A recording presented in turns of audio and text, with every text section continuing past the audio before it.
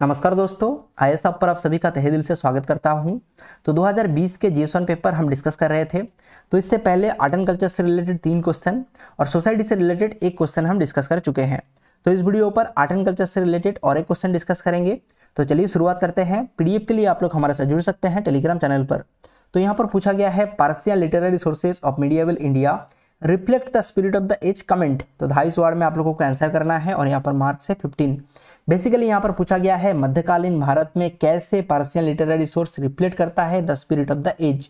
तो मेरे हिसाब से ये क्वेश्चन थोड़ा डिफिकल्ट है क्योंकि यहाँ पर पार्शियल लिटरेरी सोर्सेज के बारे में पूछा गया है और ज़्यादातर एस्पिरेंट के पास पार्शियल लिटरेरी सोर्सेज के बारे में उतना जानकारी नहीं होता है। तो फर्स्ट अप्रोच देख लेते हैं, briefly introduce medieval Indian history. तो मध्यकालीन भारत का समयकाल कब से कब था इसके बारे में बताइए। फिर पार्शियल लिटरेरी सोर्सेज का क्या क्या सैलिएंट फीचर था इसके बारे में बताइए और एग्जाम्पल दीजिए। तो जितना ज़्यादा एग्जाम्पल देंगे उतना ही ज़्यादा मार्क्स गेन करेंगे। Give maximum example to support your answer. तो फर्स्ट इंट्रोडक्शन देख लेते हैं।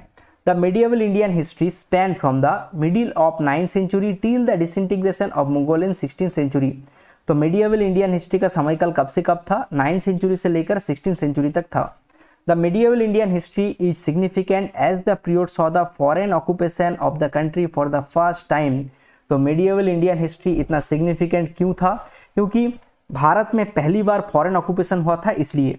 नेक्स्ट एक कनेक्टिंग लाइन दीजिए इंट्रोडक्शन और बॉडी के बीच में। Among other sources partial literary sources are major sources for reconstruction of the period history. Next body The partial literary sources, though originated with the advent of the Muslim invaders in 11th century, it flourished and culminated only in the later Sultanate and Mughal period। देखिए शुरुआत तो हो गया था 11th century में, but flourish कब हुआ था? तो फ्लारिश हुआ था सुल्तानेट और मुगल पीरियड पर। और ज़्यादातर जो पार्शियल लिटरेरी सोर्स था ये लिखा गया था पार्सियन और अरेबिक में। देखिए गुप्ता और हर्षा पीरियड में फाइयन या फिर ह्यूएन सांग के द्वारा जो किताब लिखा गया था तो उसमें सोशियो इकोनॉमिक कंडीशन के ऊपर ज़्यादा फोकस किया गया था, बट पार्शियल लिटरेरी सोर्सेस में प्रीडोमिनेंटली फोकस किया गया था पॉलिटिकल एंड मिलिट्री एक्टिविटीज पर। तो except a few most partial literary sources did not focus over the socio economic condition of people and popular theme. तो सिर्फ एक किताब था अमीर खुसरो के द्वारा लिखा गया था जिसमें सोशियो इकोनॉमिक कंडीशन और आर्ट एंड कल्चर के बारे में फोकस किया गया था। तो एक एक करके एग्जाम्पल देंगे। तो फर्स्ट एग्जाम्पल है द बुक चंचामा।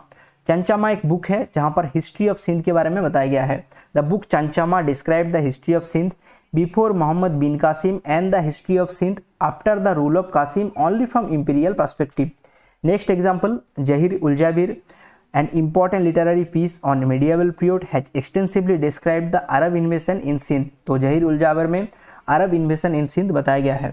नेक्स्ट एल्बिरूनी के द्वारा लिखा गया था तारिक उल हिंद। तो तारिक उल हिंद में महमूद के द्वारा इंडिया इन्वेट किया गया था, इसके बारे में बताया गया है।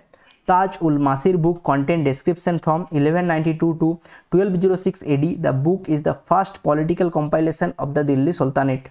फकीर ई मुदाबिर के द्वारा एक बुक कंपोज किया गया था जिसमें टार्क्स वार सिस्टम के बारे में बताया गया है।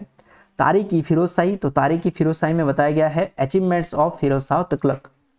नेक्स्ट आमिर खुसरो के द्वारा एक बुक लिखा गया था जिसमें आर्ट एंड कल्चर और सोशियो इकोनॉमिक इशू के बारे में बताया गया है। ठीक है।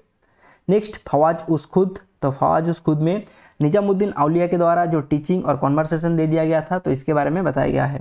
आशा करता हूँ आप लोगों को समझ में आया होगा। तो ये है एंड ऑफ दिस वीडियो। मिलते हैं नेक्स्ट वीडियो पर। Thank you.